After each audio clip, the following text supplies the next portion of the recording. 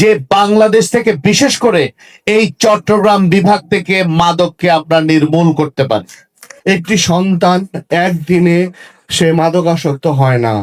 যারা মাদকে আসক্ত হয়ে জেলখানায় কারাবরণ করেছেন তাদের যে মূল্যায়ন সেখানে, রাজনীতিবিদদের সেখানে কিন্তু কোনো মূল্যায়ন ছিল না। চট্টগ্রামে মাদকের বিরুদ্ধে ঐক্যবদ্ধ সামাজিক প্রতিরোধ গড়ে তোলার আহ্বান জানিয়েছেন ভূমি মন্ত্রণালয় ও পার্বত্য চট্টগ্রাম বিষয়ক মন্ত্রণালয়ের প্রতিমন্ত্রী ব্যারিস্টার মীর মোহাম্মদ হেলাল উদ্দিন। তিনি বলেন, মাদকমুক্ত সমাজ গঠনে শুধু আইনশৃঙ্খলা রক্ষাকারী বাহিনীর অভিযান যথেষ্ট নয়, রাষ্ট্রীয় উদ্যোগের পাশাপাশি পরিবার ও সমাজের প্রতিটি স্তরে সচেতনতা বাড়াতে হবে। শনিবার 22 আগস্ট বিকেলে চট্টগ্রাম জেলা পুলিশ লাইন্স সিভিক সেন্টারে জেলা পুলিশের আয়োজনে মাদকমুক্ত সমাজ গড়ার প্রত্যয়ে সম্মিলিত অঙ্গীকার শীর্ষক মাদক বিরোধী সুধী সমাবেশে প্রধান অতিথির বক্তব্যে তিনি এসব কথা বলেন। চট্টগ্রাম জেলা পুলিশ সুপার মোহাম্মদ মাসুদ আলমের সভাপতিত্বে অনুষ্ঠানে প্রধান আলোচক হিসেবে উপস্থিত ছিলেন চট্টগ্রাম রেঞ্জের ডিআইজি আব্দুল কুদ্দুস চৌধুরী।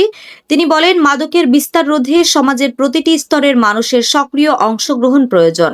পাশাপাশি মাদক ব্যবসায়ী ও সরবরাহকারীদের বিরুদ্ধে কঠোর আইনগত ব্যবস্থা নেওয়ার আহ্বান জানান তিনি।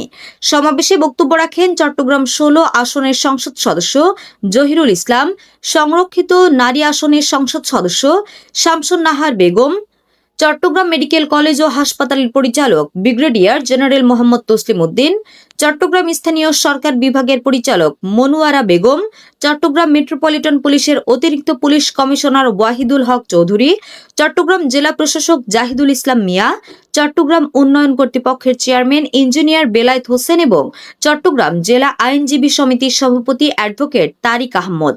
বক্তারা বলেন, শুধু অভিযান ও গ্রেফতার নয়, মাদক নিয়ন্ত্রণে পরিবার, শিক্ষা প্রতিষ্ঠান, ধর্মীয় প্রতিষ্ঠান, গণমাধ্যম ও সামাজিক সংগঠনগুলোকে সমন্বিতভাবে কাজ করতে হবে। তরুণদের খেলাধুলা ও সাংস্কৃতিক কর্মকাণ্ডে সম্পৃক্ত করার পাশাপাশি মাদকাসক্তদের চিকিৎসা ও পুনর্বাসনের উপরও গুরুত্বারোপ করা হয়। সমাবেশ শেষে মাদক বিরোধী একটি র্যালি অনুষ্ঠিত হয়। এতে বিভিন্ন শ্রেণী পেশার মানুষ অংশ নেন। যারা উদ্দীপক হিসেবে মাদকের ব্যবহার করছে তারা কিন্তু আসলে নিজেকে এবং সমাজকে একটি বিকৃত মনস্তত্ত্বের জায়গায় নিয়ে যাচ্ছে। আমরা অনেক কথা বলেছি, এখন হয়েছে এক্সিকিউশন বা এর বিরুদ্ধে ব্যবস্থা নেওয়ার সময়। তাহলে এই সমস্ত ব্যবস্থা কি পুলিশ নেবে? এটা সম্ভব না। এই সমস্ত ব্যবস্থা কি শুধু আইনজীবীরা নেবে, বিচারকরা নেবে? এটা সম্ভব না। এটার জন্য প্রয়োজন একটি সমন্বিত প্রচেষ্টা। এই কারণেই আজকে সকল শ্রেণী পেশার মানুষকে একত্রিত করা হয়েছে, যাতে আমরা আজকে থেকে আবার নতুন করে প্রত্যয় ব্যক্ত করি এবং শপথ দেই যে বাংলাদেশ থেকে বিশেষ করে এই চট্টগ্রাম বিভাগ থেকে মাদককে আমরা নির্মূল করতে পারি। মাদকের ভয়াবহতা সম্পর্কে আপনারা জেনেছেন। সমাজে প্রত্যেকটা স্তরে, প্রত্যেকটা রন্ধ্রে রন্ধ্রে এই মাদকের অপব্যবহার, এটার কুফল আমরা দেখতে পাচ্ছি। তো আমি চট্টগ্রাম রেঞ্জের ডিআইজি হিসেবে এইখানকার প্রধান যে সমস্যা, সেই সমস্যাগুলো চিহ্নিত করেছি এবং সেগুলো নিয়ে এক এক করে কাজ করছি। তার মধ্যে আমার প্রথম প্রায়োরিটি হচ্ছে এই মাদকের বিরুদ্ধে আমাদের সর্বাত্মক ব্যবস্থা। মাননীয় প্রধানমন্ত্রীর ঘোষণা, মাদকের বিরুদ্ধে জিরো টলারেন্স। আমরা সেই জিরো টলারেন্স বাস্তবায়নের কাজ করছি। এবার মাদকের বিরুদ্ধে অভিযান এবং মাদকের বিরুদ্ধে সমাবেশ, এগুলো কথার কথা হবে না, এটা বাস্তবিক অর্থেই এটা প্রকৃত অভিযান হবে। আমাদের এই অ্যাকশন হবে অল আউট অ্যাকশন।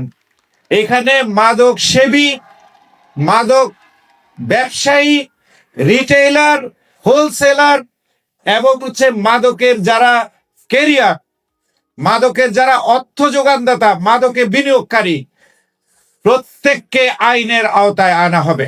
ইউনিয়ন পরিষদে ইউনিয়ন কমিটির আইন শৃঙ্খলা মিটিংয়ের এ সমস্ত বিষয়ে সত্যিকার আলোচনা হয় না। ইউনিয়ন পরিষদের মিটিংয়ে যদি চিহ্নিত মাদকের সাথে সম্পৃক্ত ব্যক্তিদের সাথে একটু আলাপ আলোচনা হয়, থানায় যদি সত্যিকার লিস্টে দেওয়া হয়, আমার মনে হয় তৃণমূল পর্যায়ে থেকে কোথাগুলো ধরা পড়বে। তাই আজকে এই মাদক বিরোধী এই সমাবেশে আমাদের করণীয় ঠিক করে নিতে হবে। সেই করণীয়ের মধ্যে আমি দু একটি করণীয় আমি যেটা বলবো, প্রথমে আমাদেরকে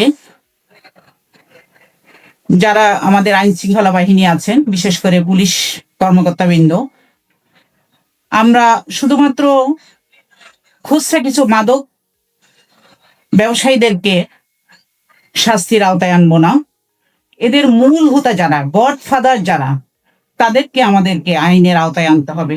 আমরা যখন মাদকে আসক্তি হয়ে পড়ি, এটা অ্যালকোহল হইতে পারে, এটা ইয়াবা ট্যাবলেট হইতে পারে, এটা ফেন্সিডিল হইতে পারে, এটা হিরোইন হইতে পারে, আমাদের শরীরে যে হার্ট আছে, হার্টটাকে পুরো ঝাঁঝরা করে ফেলে। আমাদের যে লিভার আছে, লিভারটাকে লিভার সিরোসিস হয়ে যায়, আমাদের পেটের মধ্যে পানি এসে যায়, পুরো লিভারটা ফেলিয়ার হয়ে যায়, এবং এটা ট্রিটমেন্ট করতে করতে একটা পুরা ফ্যামিলি কিন্তু ধ্বংস হয়ে যায়। এর খরচ কিন্তু আমরা বহন করতে পারি না। আমরা যে অনেক সময় বলে থাকি ছেলেরা শুধু করে থাকে, ছেলেরা না। এখন কিন্তু আমি মাঝে মাঝে শুনে অবাক হয়ে যাই, আমরা যখন গার্লস স্কুলে পড়েছি তখন কিন্তু এরকম মানে মাদকের সাথে মেয়েরা জড়িয়ে যাওয়ার কাহিনী কিন্তু শুনিনি। কিন্তু এখন যখন আমি আমার স্কুলের এরকম গার্লস স্কুলগুলোতে যখন যাই বা কম্বাইন স্কুলগুলোতে যাই, তখনও শুনি মেয়েরা এগুলোতে নাকি অ্যাডিক্টেড হয়ে যাচ্ছে। তাহলে এই ধরনের এটা আসলে খুবই একেবারে ভয়াবহ অবস্থা। এই অবস্থা থেকে কিন্তু উত্তরণের জন্য আমাদের একদম প্রতিটি সেল গড়ে তুলতে হবে। দীর্ঘদিন আমরা আমাদের অবহেলার কারণে বাবা মারা, শিক্ষকরা, বিভিন্ন প্রান্ত থেকে যখন আমরা আমাদের বিভিন্ন ব্যস্ততার কারণে আমরা তাদের প্রতি অবজ্ঞার মধ্যে তাদেরকে ঢুকিয়ে দেই, তখন তারা কিন্তু এক ধরনের মাদকাসক্তে আক্রান্ত হয়ে পড়ে। আজকে যদি আপনি মনে করেন যে শুধু প্রেসার ক্রিয়েট করে তাদেরকে শাস্তি প্রয়োগ করে এই মাদকের হাত থেকে রেহাই পাবেন বা রেহাই তৈরি করবেন বা তাদেরকে মুক্ত করবেন, এটি আসলে বাস্তবিকভাবে কখনোই সম্ভব নয়। একটি সন্তান একদিনে সে মাদকাসক্ত হয় না। মাননীয় প্রতিমন্ত্রী মহোদয় দায়িত্ব গ্রহণের পর চট্টগ্রামে এসেই প্রথমবার আমাকে বলেছিলেন যে মাদক, অস্ত্র, চাঁদাবাজি এগুলোর সাথে যে জড়িত থাকুক, আমার দলের যে জড়িত থাকুক না কেন, তার যদি আমার সাথে একদম কাঁধে হাত দেওয়া ছবিও থাকে, তাহলে তাকে সবার আগে ধরবেন এবং দ্বিগুণ শাস্তি দিবেন। একটা শাস্তি হচ্ছে বেআইনি কাজ করার জন্য, আরেকটা শাস্তি হচ্ছে আমার দলের বদনাম করার জন্য এবং দেশের ক্ষতি করার জন্য। যারা মাদকে আসক্ত হয়ে জেলখানায় কারাবরণ করেছেন, তাদের যে মূল্যায়ন সেখানে, রাজনীতিবিদদের সেখানে কিন্তু কোনো মূল্যায়ন ছিল না। তাদের মামলা আপনারা পরিচালনা করেন, আমি অনুরোধ করব তাদেরকে মামলায় পরিচালনা আপনারা করবেন না। পাশাপাশি পুলিশ ভাইদের প্রতি অনুরোধ থাকবে দ্রুত সময়ে তাদেরকে চার্জশিট দিয়ে বিচারের আওতায় আনার জন্য। আমরা এই মাদক বিরোধী আন্দোলনকে একটা দুর্বার সামাজিক আন্দোলনে রূপান্তর করতে চাই এবং সেই লক্ষ্যকে বাস্তবায়ন করার জন্যই আপনাদের সবার সাথে একটা মতবিনিময় এবং আপনাদেরকে এর সাথে সম্পৃক্ত করা। আপনারা জানেন যে মাদক একটা ভয়াবহ ব্যাধি হিসেবে আমাদের সমাজে দেখা দিয়েছে, এটা ভয়ঙ্কর ব্যাধি। এইখানে আমাদের যে আগামীর দেশ গড়ার বা জাতি গড়ার যারা কারিগর, যারা আমাদের যুব সমাজ, বিশেষ করে কিশোর থেকে শুরু করে যুব সমাজ, তারা কিন্তু এতে ভয়াবহ রকমের আক্রান্ত। এবং এই মাদকগুলো এমনই বিপজ্জনক যে এটা তো আমাদের মৃত্যুর দিকে নিয়ে যায়, এবং যারা মাদক খায় তারা কিন্তু তখন বুঝতেছে না, তারা হয়তো একটা ফিলিংস এর মধ্যে থাকে, এবং এটা কিন্তু ধীরে ধীরে আমাদেরকে ধ্বংসের দিকে নিয়ে যাচ্ছে। এই যে চোলাই মদ বা আমাদের চট্টগ্রামে যে চোলাই মদগুলো আসে, পাহাড় থেকে এই চোলাই মদগুলো আসে, বিশেষ করে এই যে রাঙ্গামাটি থেকে আসে, খাগড়াছড়ি থেকে আসে এবং বান্দরবন থেকে আসে।